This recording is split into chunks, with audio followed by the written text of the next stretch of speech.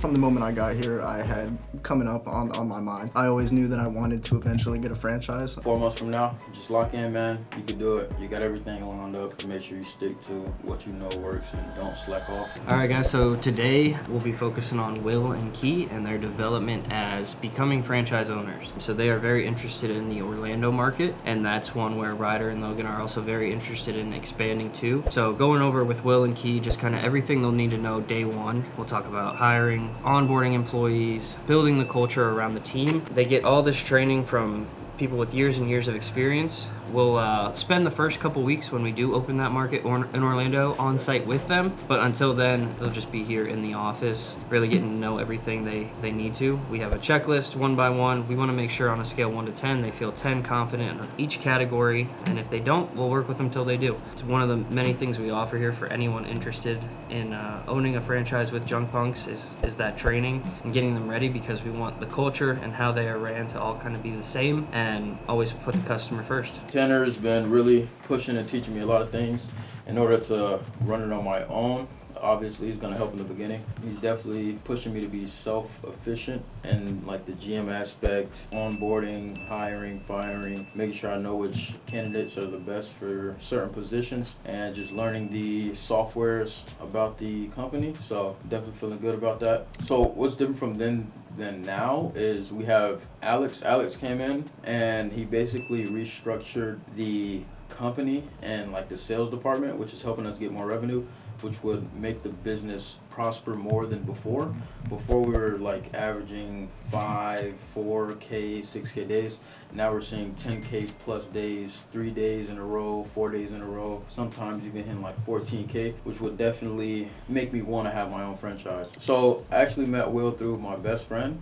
His brother is my best friend, Jack, and me and Will really didn't talk a lot up until a couple years ago when I moved in with him. Before that, he used to just be in his own bubble with his friends. I used to be in my own bubble with his brother. Then his brother moved out of the equation. Me and Will got close, and then we became friends after that. But the hardest part, I would say, is learning the softwares and knowing everything to do, and also knowing what we can do as far as like negotiating or business-wise on the side of things. Because there are some things I still don't know what we can do just because of like liability and insurance purposes, but that will come with learning from Tanner, Alex, Logan, Ryder, and Maudine as well. I started working here. I actually live with Keyshawn, who I'm opening the franchise with. He was working here with Logan before I got involved. I heard about it through him, and I was immediately intrigued, immediately wanted to get on board. So that was about January of this year. So it's been about a year now that I've been here. Since the start, I've been wanting to franchise. I've had my eyes on Orlando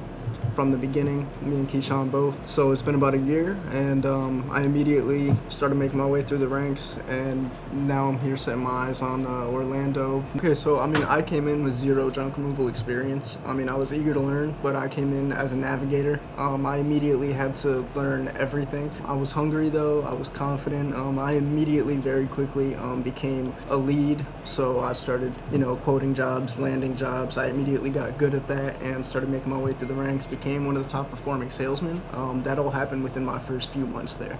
So, everybody's different, but if you're hungry to learn, you're ready to go. I was able to quickly go from navigator to lead within just a few months, and then one of the top salesmen just my first month of being a lead, and now just a few months after that, ready to open up my own franchise. Before I ever even got into junk removal, I was in school for business. I've been, always had the plan to start my own company. I just kind of wanted to feel out different areas, see what I, had a passion for, what I was good at. Once I got into junk removal, I immediately met Logan, and from the beginning, he was, I was intrigued, I was interested. He answered every question that I had about junk removal, and immediately after getting involved in junk removal with this crew, after meeting Logan, I immediately saw that he had a vision that I could get on board with.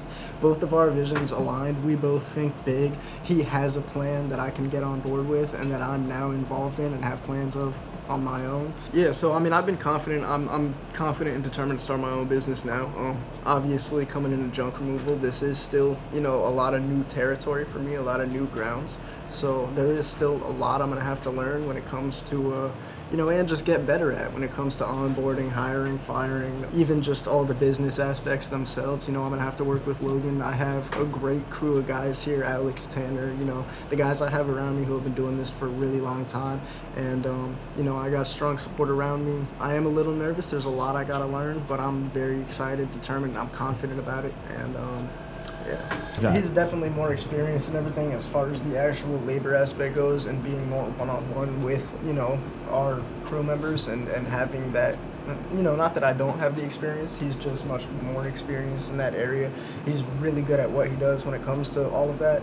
That's kind of the dynamic that we're going to have going. We'll talk about what you did well first. Like, so great eye contact. I always like to open up with tell me a little bit about yourself, so I really liked that. And, you know, you were friendly with him, made sure to tell him, like, it's a friendly work environment, somewhere you want to work. But getting into, like, kind of his day-to-day on what the job would look like. Because I feel like after that, he still probably doesn't really know what he would do, like what time we start in the morning, what his day would look like in terms of the route, what he'd be doing on the route. So yeah, I mean, you'll start as a navigator. That's kind of learning from your sales lead on how to quote. You will get all the training you need to eventually quote your jobs, but to start, you'll be calling the customer because we don't want our drivers to be on the phone. You'll give them the addresses, and you'll always try to push for like the Google reviews with the customer after the sales lead does the money part. Make sure, you know, like you're comfortable lifting 50 to 75 pounds, and then we can get into like, have you ever driven like larger vehicles? What type of work did you do? I know you said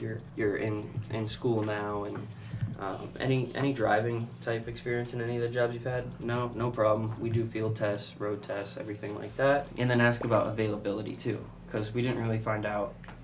We know part-time, but like weekends, do you have to be out early certain days? Because with this job, I mean, we really don't know when our day's going to end. So just because they have experience literally doesn't mean A lot of the people who have like, yeah, I worked at, they either quit because they weren't getting hours because they weren't very good, or they got fired because they did something at this other. So experience isn't necessarily like it's different for like someone's like, yeah, I was a manager over there. I'm kind of got like stopped on my growth path over there. I want to come to where I can really like. That's what you look for, sure. Right. But like a nav or a driver, you're probably getting leftovers from another company, which is not what we're seeking. So no experience is not a bad thing at all. That's like a raw prospect that you could turn into like a Justin. And here's why 90 days or one-on-ones, whatever you want to call them, are so important. Make sure you have one with each teammate every 90 days at the minimum. Justin and I sat down and we outlined his goals. We did a 1-year goal, a 2-year goal, and a 3-year goal. His first year, which it took him 6 weeks, so we're gonna have to find a new first-year goal, was to become a sales lead, and he wanted to do that by the end of this year. Second year, he wanted to be senior sales lead and learn operations managers, and by the time he's 24 in his 3rd year, he wants to be in your seat and open a franchise. He's well ahead of that path already, but if you can find guys who have that drive through these one-on-ones, those are the ones you want to invest most of your time into. Tell your best guys, like, hey, intentionally pair him, like, he's going to be in the truck with you, give him all the sauce, like, give him everything you know. When you have guys who are like, yeah, first year, I'm trying to make like 60K, second year, I'm trying to make like 80K, third year, 100K, like, that's not a SMART goal. It's not specific, measurable, achievable, real, like, timely. Like, you're just, okay, you're talking about money, but you have no path on how to get there. You think it's just going to come through raises. Right. Justin was intentional, he was specific, he was like, I want to take it one by one, and I want to learn from all you guys. It's like, please, anything you have, like, even if it's criticism, I want to take that because I know it's just to better me and it's to better the company. Like, you want to look for guys who are coachable. And I know we keep talking about Justin, but he's like the example we have here of someone who's done that and is promoted 6 weeks into working here. You want to get as much information and just be as transparent as possible over the phone so that you don't waste their time or your time, right? We had 10 interviews lined up the other day. I had to call probably 30, 35 of them, right, on the phone. Out of those 35 people, 20 answered, okay, or 20 called me back. I had a conversation with 20 of them. From there, about 10 of them I thought would be a good fit because of all the conversations I had, right?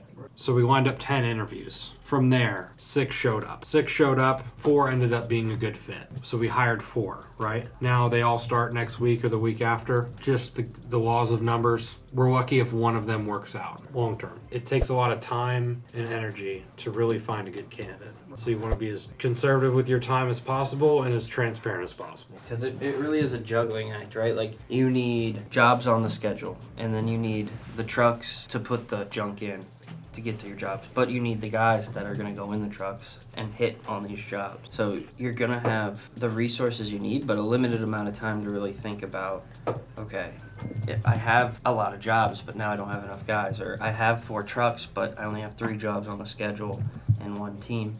So you want to make sure you have, I always say, have enough guys to have a team on call in case the day starts to pop, but not too many guys to where you're putting them on call 3-4 times a week. So that's why it's like identifying the talent and really making sure you have solidified at least 2 people who you can trust to go out and get to your big ones, and then build like a middle around them. We are actively looking for people who want to get involved in open franchises countrywide. We do offer all the training you'll need. You don't necessarily have to have the experience. We provide that for you. We've got several years of experience here and knowledge that we're willing to invest into our people who are interested. So yeah, call the Drum Punks. We are franchising, and Florida first, and then the takeover for all the other states begins right after that.